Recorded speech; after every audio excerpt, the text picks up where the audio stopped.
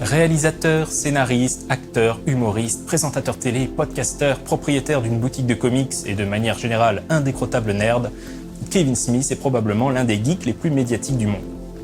Né en 1970 dans le New Jersey, Smith se découvre à l'adolescence une passion pour la vidéo. Il n'imagine toutefois pas en faire son métier, pour lui impossible de créer des films en dehors des grands studios de cinéma. Du coup, il gagne sa vie en travaillant comme caissier dans une petite supérette. La découverte en 1991 du film Slacker de Richard Linklater, entièrement tourné à Austin au Texas, va toutefois lui faire prendre conscience qu'il est tout à fait possible de réaliser des films loin des plateaux de tournage d'Hollywood. Fort de cette révélation, Kevin Smith s'enrôle au sein de l'école de cinéma de Vancouver afin d'apprendre les ficelles du métier de réalisateur. Il assistera au cours pendant 4 mois avant de rentrer au New Jersey afin de pouvoir économiser dans l'espoir de produire son premier film. Entre ses économies et la vente de sa collection de comics, Smith parvient à réunir un peu plus de 27 000 $, qui lui permettent de démarrer le tournage de son film. Tourné en noir et blanc, Clerks, c'est son nom, raconte avec un humour caustique le quotidien minable des employés d'une supérette, celle-là même où Smith travaillait quelque temps plus tôt. Le film est présenté à Sundance en 1994 où Smith remporte le trophée du meilleur réalisateur. Clerks tape également dans l'œil du magnat d'Hollywood Harvey Weinstein, qui décide d'acheter le film.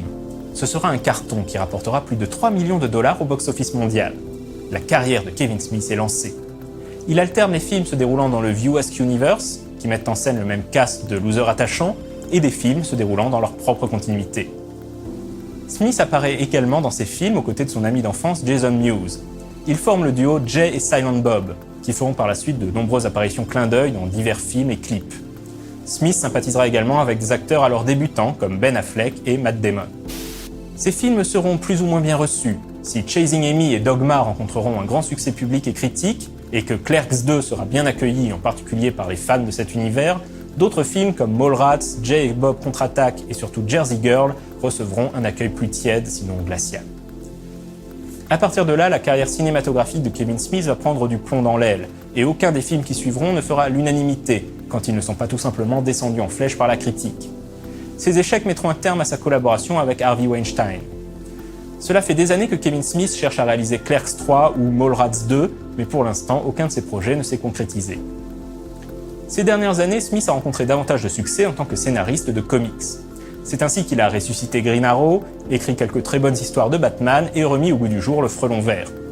Il a également animé de nombreuses conférences, émissions et autres podcasts en lien avec la culture geek et les comics, et intervient régulièrement en tant qu'expert du sujet. C'était donc la dernière minute du Geek de la saison. Si une intervention divine se produit, alors on se retrouvera à la rentrée pour parler de Dogma. Bonnes vacances à toutes et à tous.